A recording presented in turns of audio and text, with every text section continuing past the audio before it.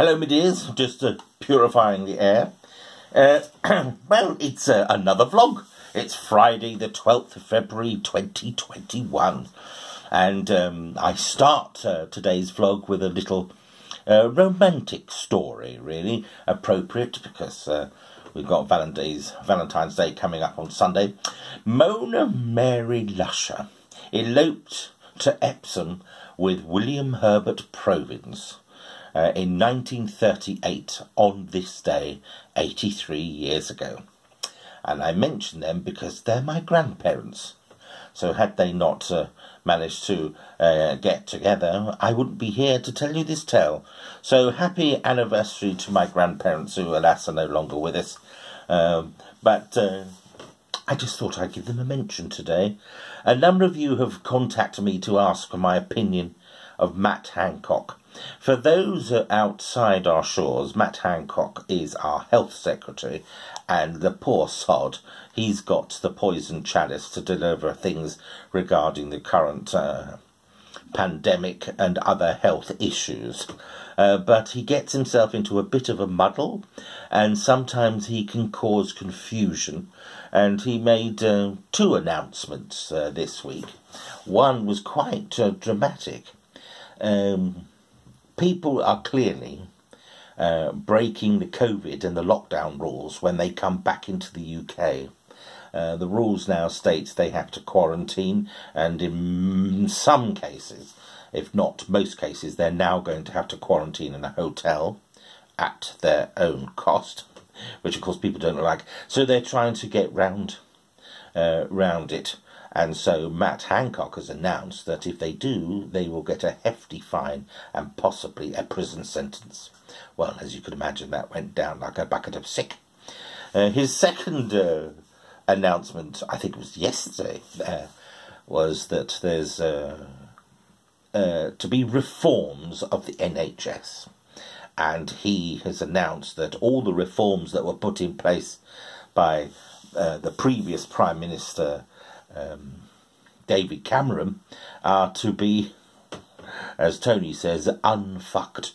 In other words, they're going to be reversed, because there was some controversy. David Cameron put some policies in place, and for whatever reason it didn't work.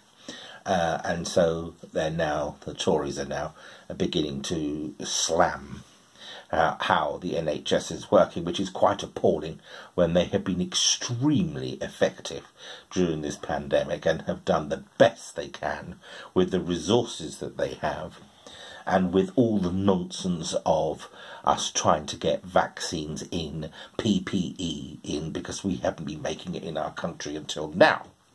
So Matt Hancock has really ruffled people's feathers. I don't want to slam him too much because he can't help. You know, he's working in a Tory government that ultimately wants to privatise the NHS, and he's trying to not tell us that by speaking in corporate gobbledygook. And I've always suspected if people start talking in corporate speak, they're trying to hide something. And it's clearly designed so people can't understand exactly what they intend to do. I've worked in the public sector and the private sector, and I have noticed in both cases when gobbledygook, you know, and acronyms are used, it means they're trying to hide something. In the advertising world, if there's a commercial and then suddenly everybody talks very quickly and then you have to go and this at the end of the commercial, it means they're lying, or at least can't be trusted. But let's get back onto a more positive note. It's February, and February is named after a Roman festival called Februra. And it's February, and Februra was a purification festival held generally on the 15th of February, and that is because in the Roman calendar, February was the last month of the year, so everybody purified themselves in the festival so they can start the new year afresh. And a part of that was having all sorts of rich and fatty foods. So the culinary industries developed Shrove Tuesday. And Shrove is the past tense of shriven, which means another form of confessing and absolution.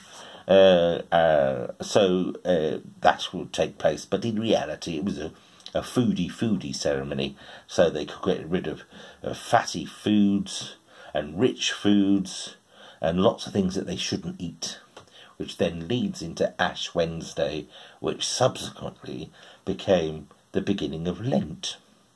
So on that note, scoff away on the 16th of February this year, because that's when the Tuesday falls, and then enjoy your Lent if you have the stamina. Well, until my next vlog. Toodaloo!